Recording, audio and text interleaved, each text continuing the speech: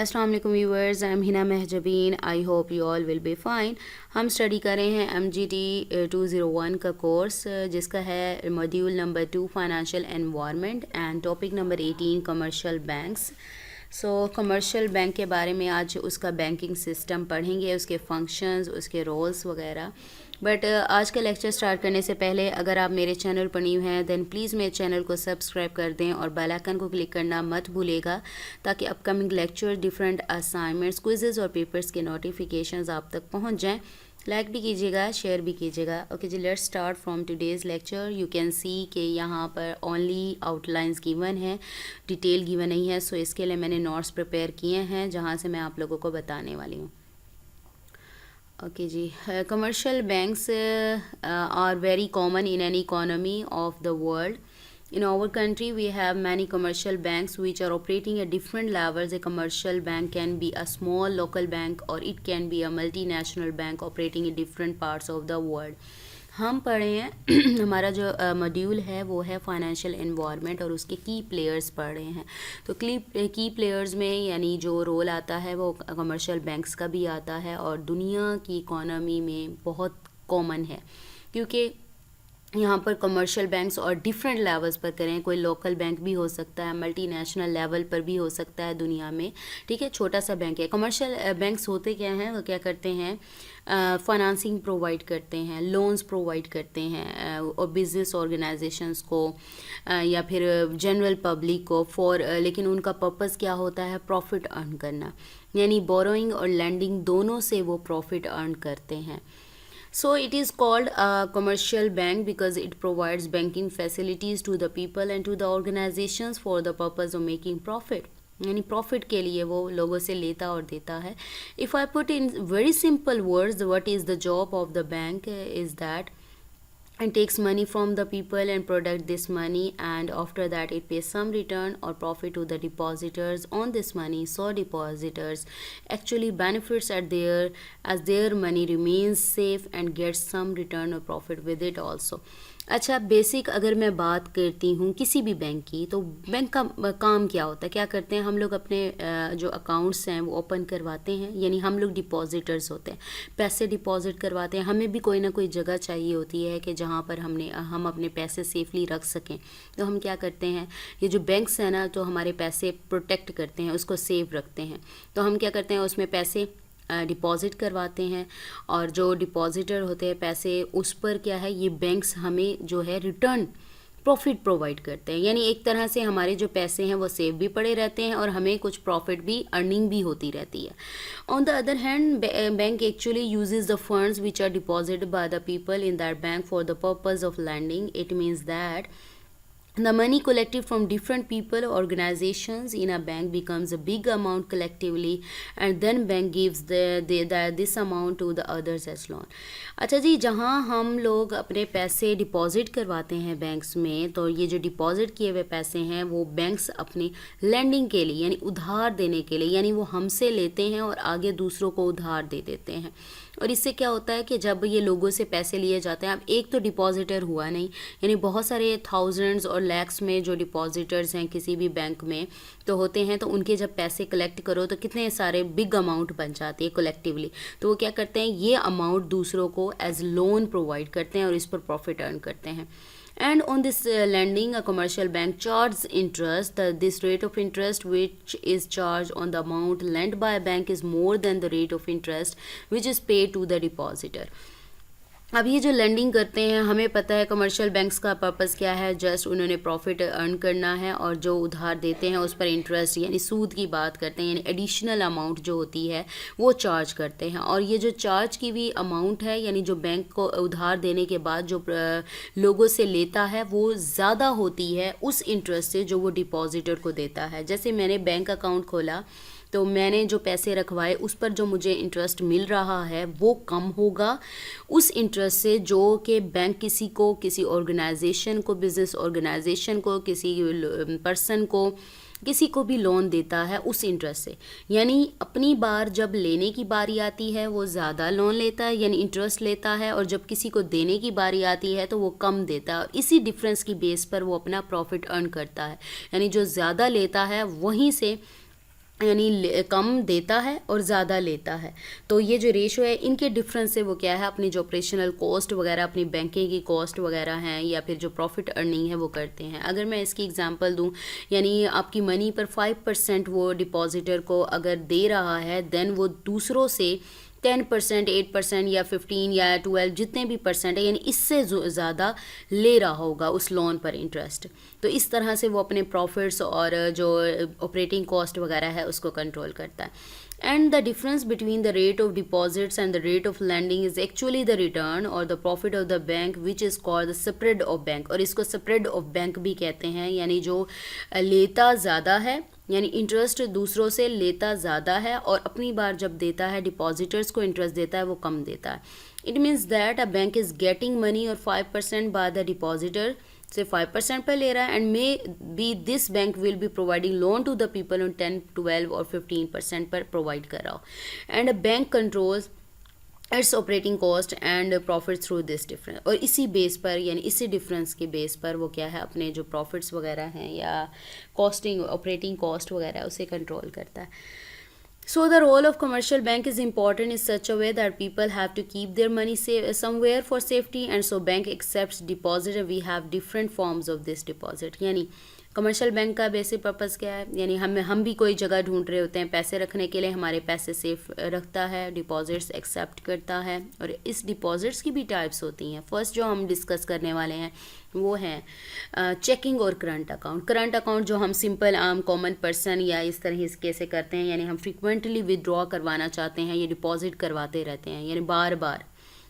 An account in which the money can be deposited and withdrawn anytime. Such people or business organizations that have to deposit and then withdraw money very frequently, then they keep checking or current account in their banks. The interest on the current account is usually less, and in contrast to current account is the saving account. अगर बात करूँ current account की, बात हो रही है, मैंने अभी बताया वो अकाउंट्स हैं जिसमें आप फ्रीक्वेंटली या बार बार अगेन एंड अगेन अपनी मनी जो है, पैसे जो हैं वो डिपॉजिट करवाते हो या विदड्रॉ करवाते हो, या डेली कल परसों आज इस तरह से करवाते हो, तो उसे कहते हैं चेकिंग और करंट अकाउंट कहते हैं। ठीक है, तो इसके लिए ना इंटरेस्ट कम मिलता है, क्योंकि देखिए ना, जब आप पैसे डिपॉजिट करवा रहे हो उसके पास तो रहने ही नहीं दे रहे आप पैसे, जिससे वो और ज़्यादा प्रॉफिट अर्न कर सके, तो वो आपको क्या है, इंटरेस्ट कम देता है दूसरे की निस्बत। अब इस कॉन्ट्रास्ट में ना, और इसके बरक्स हमारे पास होता है सेविंग अकाउंट। अब सेविंग अकाउंट क्या है? Saving account is generally opened by those people who have some income that they want to save for future. It means that income they deposit in a bank and they haven't to deposit and withdrawn again and again, but for some time it remains in a bank. On saving accounts, commercial banks generally pay a more interest as compared to current account.